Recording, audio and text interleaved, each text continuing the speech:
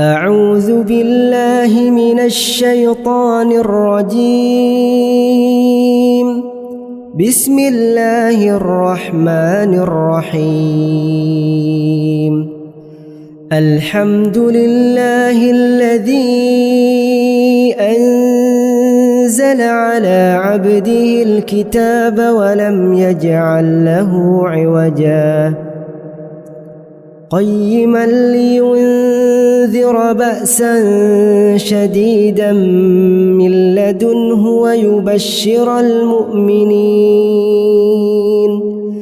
ويبشر المؤمنين الذين يعملون الصالحات أن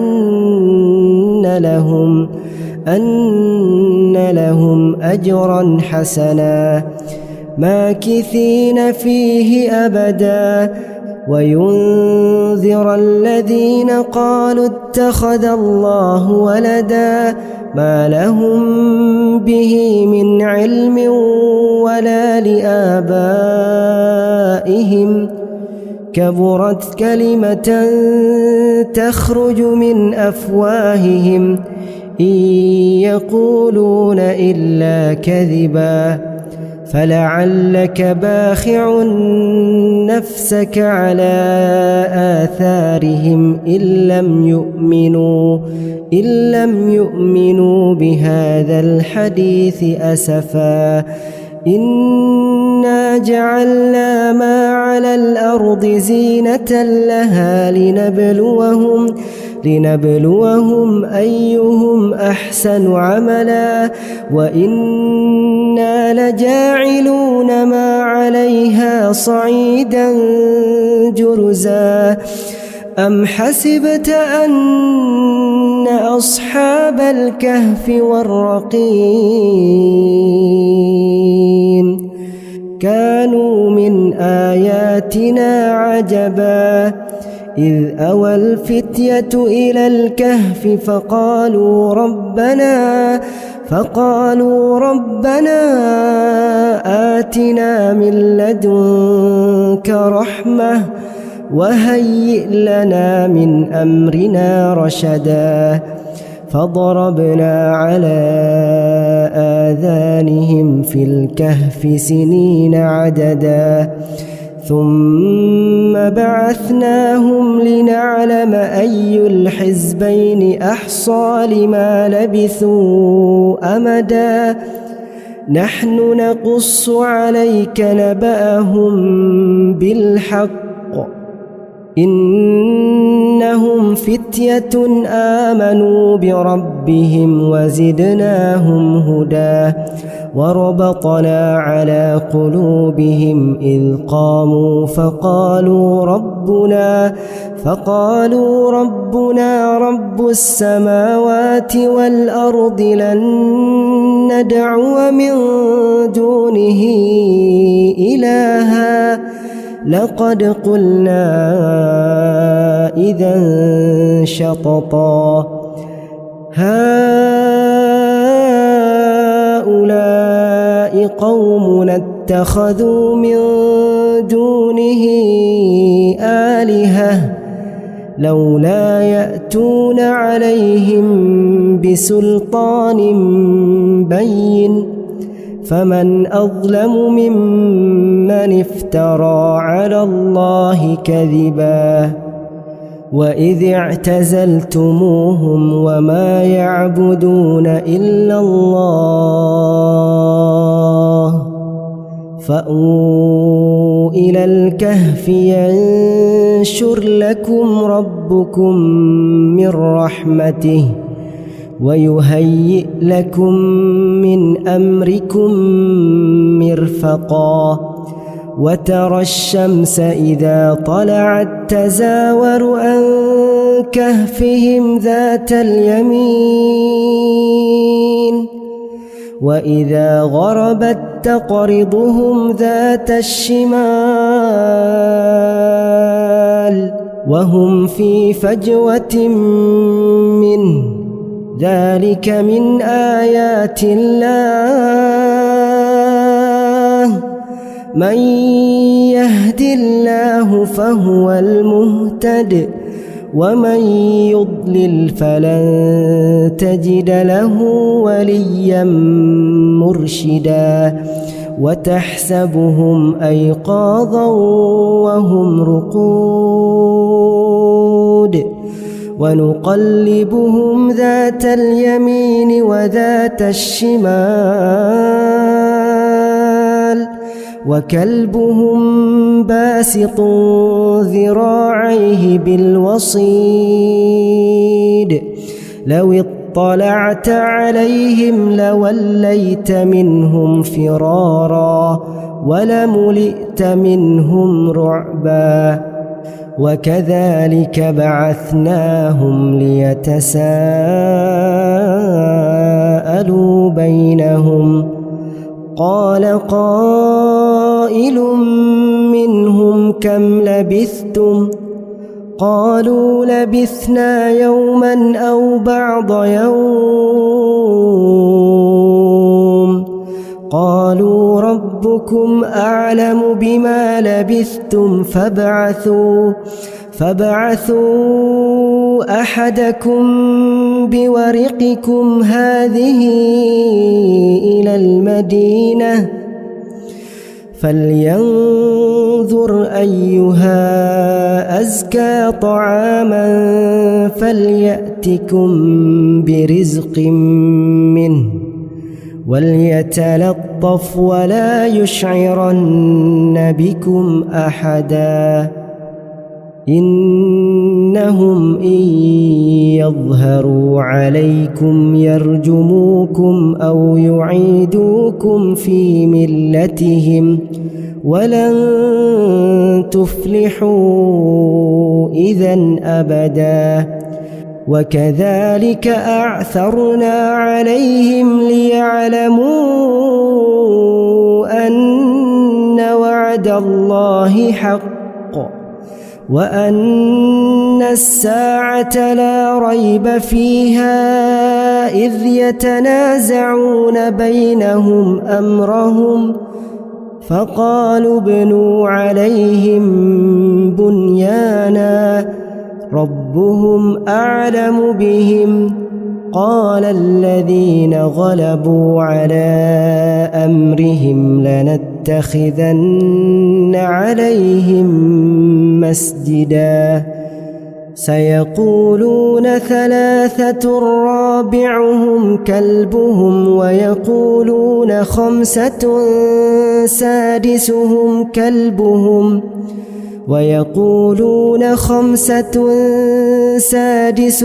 كلبهم رجما بالغيب ويقولون 7 وثامنهم كلبهم قل ربي أعلم بعدتهم ما يعلمهم إلا قليل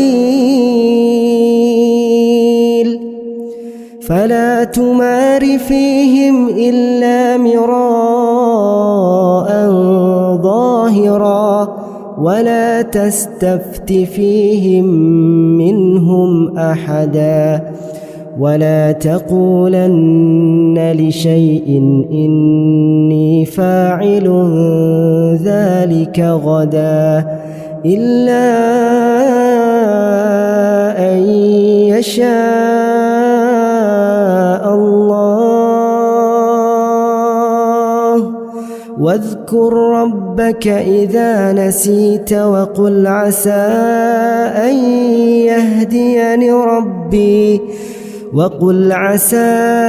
أن يهديني ربي لأقرب من هذا رشدا ولبثوا في كهفهم 300 سنين وازدادوا 9 قل الله أعلم بما لبثوا له غيب السماوات والأرض أبصر به وأسمع ما لهم من دونه من ولي ولا يشرك في حكمه أحدا واتل ما أوحي إليك من كتاب ربك لا مبدل لكلماته ولن تجد من دونه ملتحدا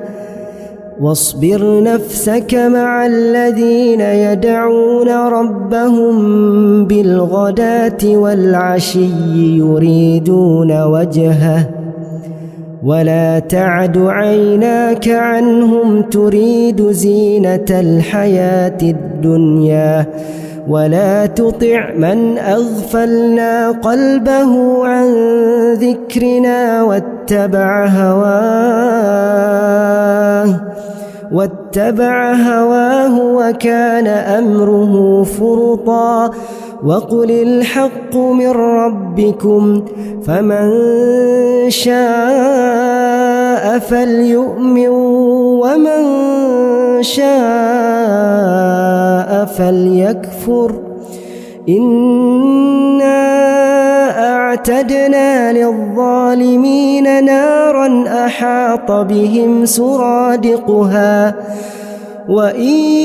يستغيثوا يغاثوا بماء كالمهل يشوي الوجوه بئس الشراب وساءت مرتفقا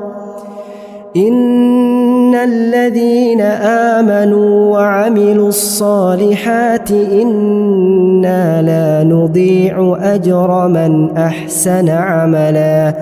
أولئك لهم جنات عدن تجري من تحتهم الأنهار يحلون فيها من أساور من ذهب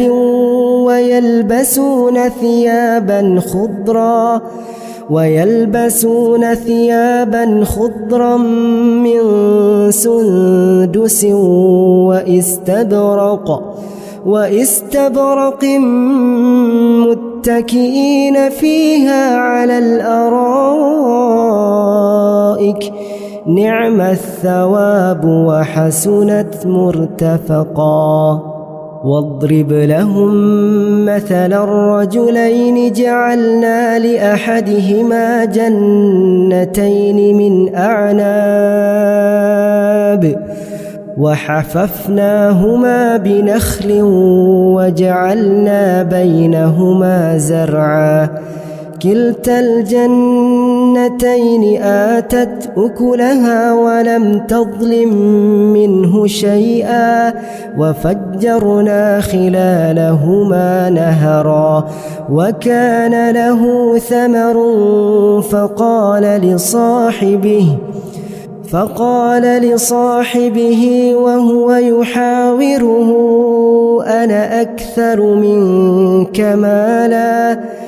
وهو يحاوره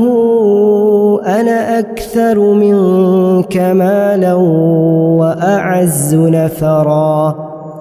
ودخل جنته وهو ظالم لنفسه قال ما أظن أن تبيد هذه أبدا وما أظن الساعة قائمة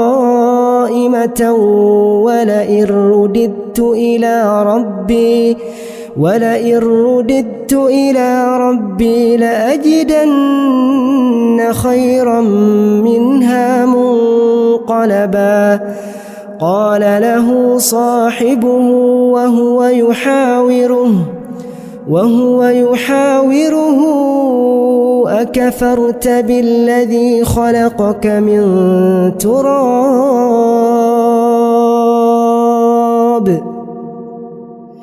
أكفرت بالذي خلقك من تراب ثم من نطفة ثم سواك رجلا لكن هو الله ربي ولا أشرك بربي أحدا ولولا إذ دخلت جنتك قلت ما شاء الله لا قوة إلا بالله إن ترني أنا أقل منك مالا وولدا فعسى ربي أن يؤتيني خيرا من جنتك ويرسل عليها حسبانا من السماء فتصبح صعيدا زلقا أو يصبح ماؤها غورا فلن تستطيع له طلبا وأحيط بثمره فأصبح يقلب كفيه على ما أنفق فيها وهي خاوية على عروشها ويقول يا ليتني لم أشرك بربي أحدا ولم تكن له فئة ينصرونه من دون الله وما كان منتصرا هنالك الولاية لله الحق هو خير ثوابا وخير عقبا واضرب لهم مثل الحياة الدنيا كماء إن أنزلناه من السماء فاختلط به نبات الأرض فأصبح هشيما تذروه الرياح وكان الله على كل شيء مقتدرا المال والبنون زينة الحياة الدنيا والباقيات الصالحات خير عند ربك ثوابا وخير أملا ويوم نسير الجبال وترى الأرض بارزة وحشرناهم فلم نغادر منهم أحدا وعرضوا على ربك صفا لقد جئتمونا كما خلقناكم أول مرة بل زعمتم أن لن نجعل لكم موعدا ووضع الكتاب فترى المجرمين مشفقين مما فيه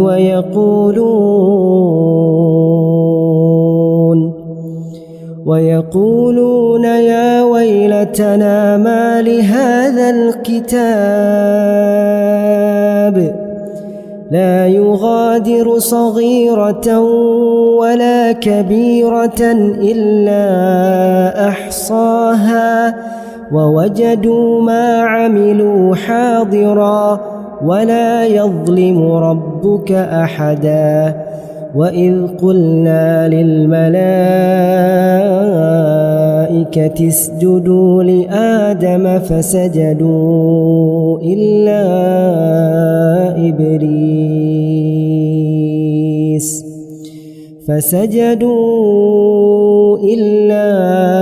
إبليس كان من الجن ففسق عن أمر ربه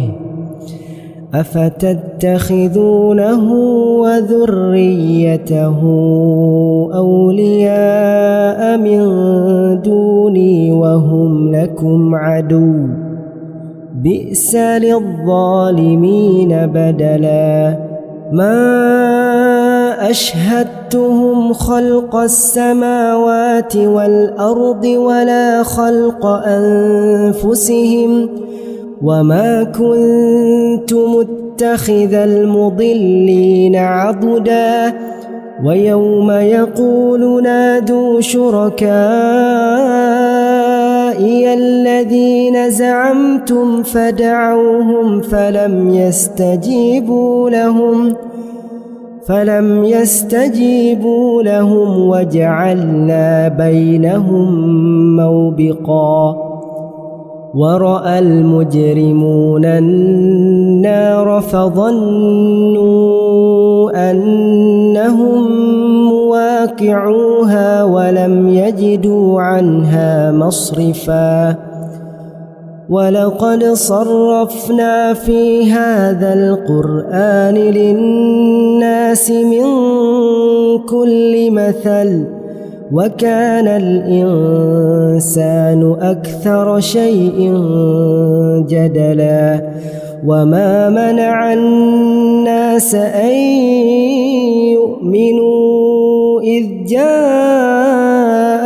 الهدى ويستغفروا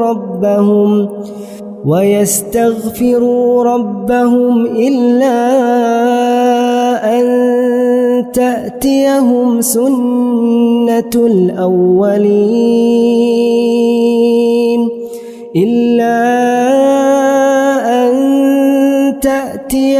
سنة الأولين أو يأتيهم العذاب قبلا وما نرسل المرسلين إلا مبشرين ومنذرين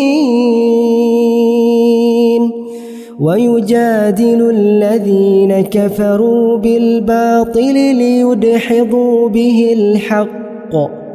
واتخذوا آياتي وما أنذروا هزوا ومن أظلم ممن ذكر بآيات ربه فأعرض عنها ونسي ما قدمت يداه إنا جعلنا على قلوبهم أكنة أن يفقهوه وفي آذانهم وقرا وإن تدعهم إلى الهدى فلن يهتدوا إذن أبدا وربك الغفور ذو الرحمة لو يؤاخذهم بما كسبوا لعجل لهم العذاب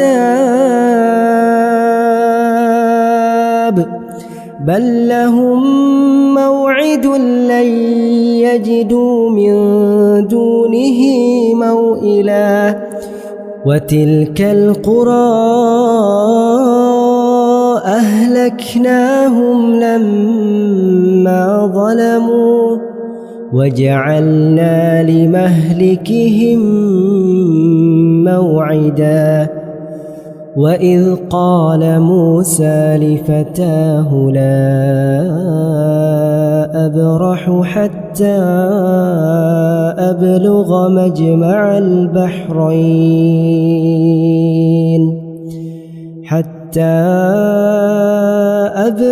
مجمع البحرين أو أمضي حقبا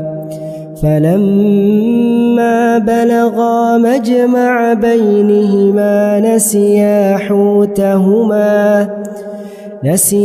حوتهما فاتخذ سبيله في البحر سربا فلما جاوزا قال لفتاه آتنا غداءنا لقد لقينا من سفرنا هذا نصبا قال أرأيت إذ أوينا إلى الصخرة فإني نسيت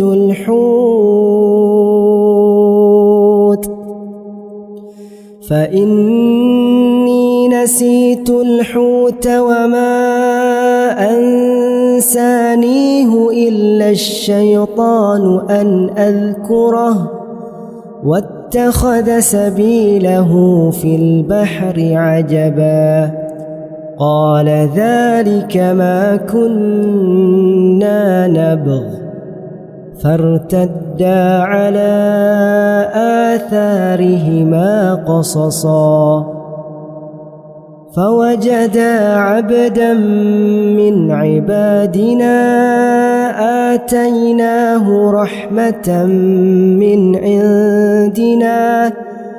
آتيناه رحمة من عندنا وعلمناه من لدنا علما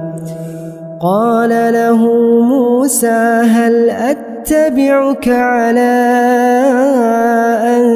تعلمني مما علمت رشدا قال إنك لن تستطيع معي صبرا وكيف تصبر على ما لم تحط به خبرا قال ستجدني إن شاء الله صابرا ولا أعصي لك أمرا قال فإن اتبعتني فلا تسألني عن شيء حتى أحدث لك منه ذكرا فانطلقا حتى إذا ركبا في السفينة خرقها قال خرقتها لتغرق أهلها لقد جئت شيئا إمرا قال ألم أقل إنك لن تستطيع معي صبرا قال لا تؤاخذني بما نسيت ولا ترهقني من أمري عسرا فانطلقا حتى إذا لقيا غلاما فقتله قال أقتلت نفسا زكية بغير نفس لقد جئت شيئا نكرا قال ألم أقل لك إنك لن تستطيع معي صبرا قال إن سألتك عن شيء بعدها فلا تصاحبني قد بلغت من لدني عذرا فانطلقا حتى إذا أتيا أهل قرية استطعما أهلها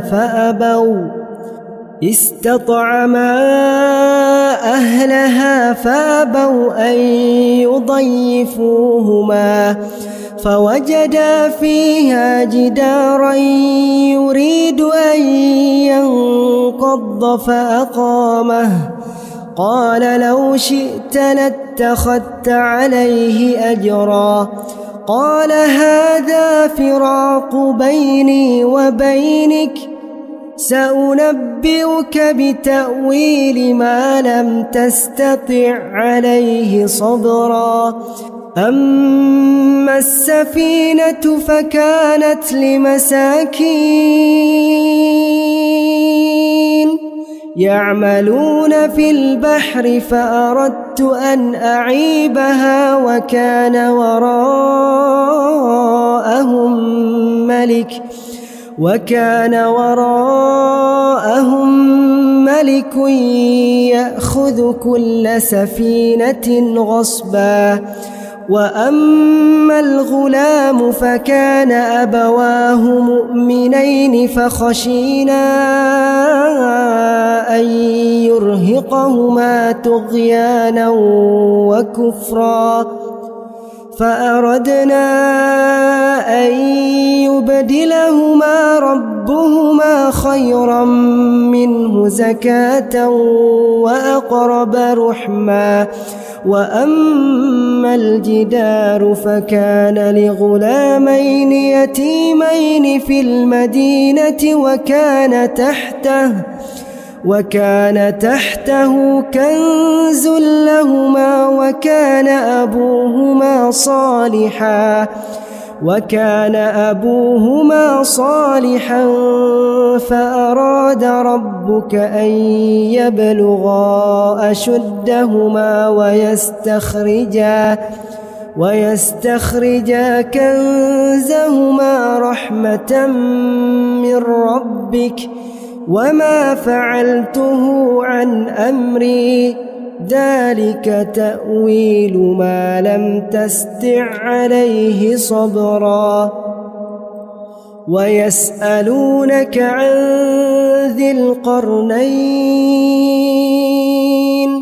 قل سأتلو عليكم منه ذكرا إنا مكنا له في الأرض وآتيناه من كل شيء سببا فأتبع سببا حتى إذا بلغ مغرب الشمس وجدها تغرب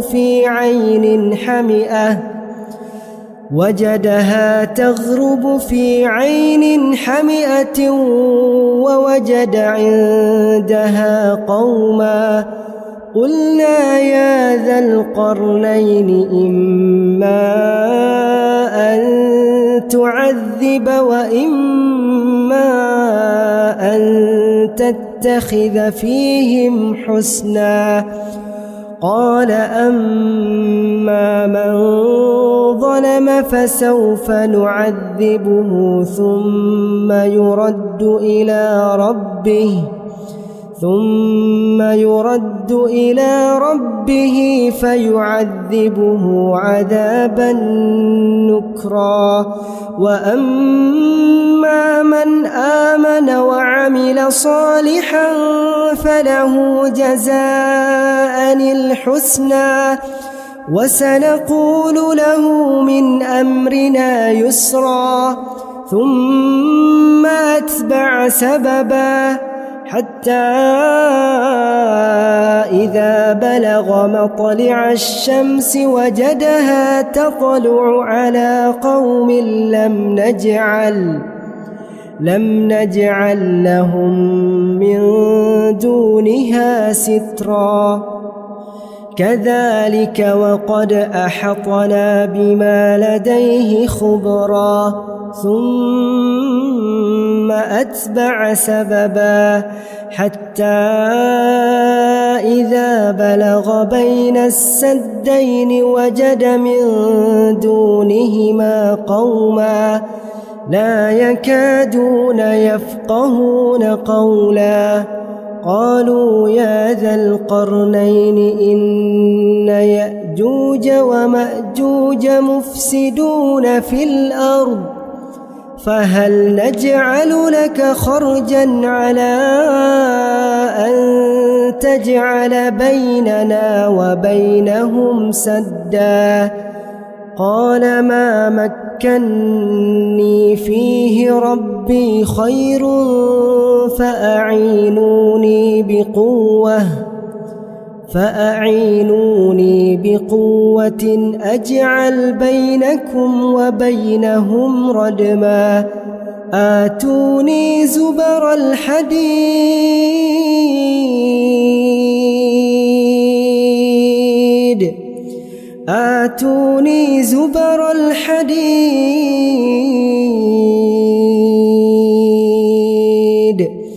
حتى إذا ساوى بين الصدفين قال انفخوا حتى إذا جعله نارا قال آتوني أفرغ عليه قطرا فما استطاعوا أن يظهروه وما استطاعوا له نقبا قال هذا رحمة من ربي فإذا جاء وعد ربي جعله دكاء وكان وعد ربي حقا وتركنا بعضهم يومئذ يموج في بعض ونفخ في الصور فجمعناهم جمعا وعرضنا جهنم يومئذ للكافرين عرضا الذين كانت أعينهم في غطاء عن ذكري وكانوا لا يستطيعون سمعا أفحسب الذين كفروا أن يتخذوا عبادي من دوني أولياء إنا أعتدنا جهنم للكافرين نزلا قل هل ننبئكم بالأخسرين أعمالا الذين ضل سعيهم في الحياة الدنيا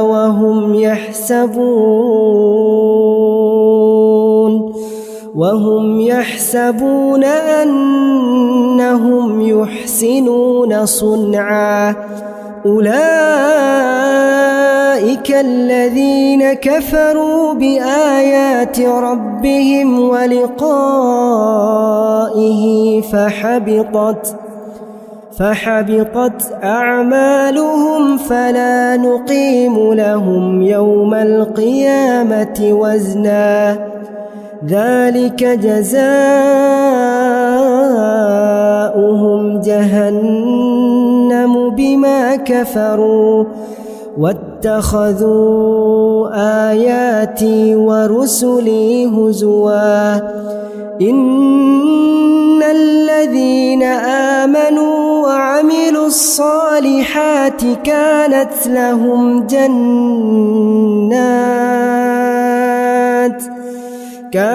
لهم جنات الفردوس نزلا خالدين فيها لا يبغون عنها حولا قل لو كان البحر مدادا لكلمات ربي لنفد البحر قبل أن تنفد كلمات ربي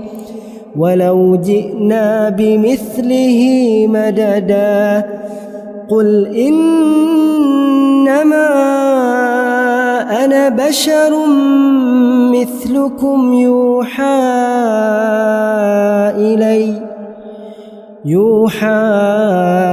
إلي أنما إلهكم إله واحد فمن كان يرجو لقاء ربه فليعمل عملا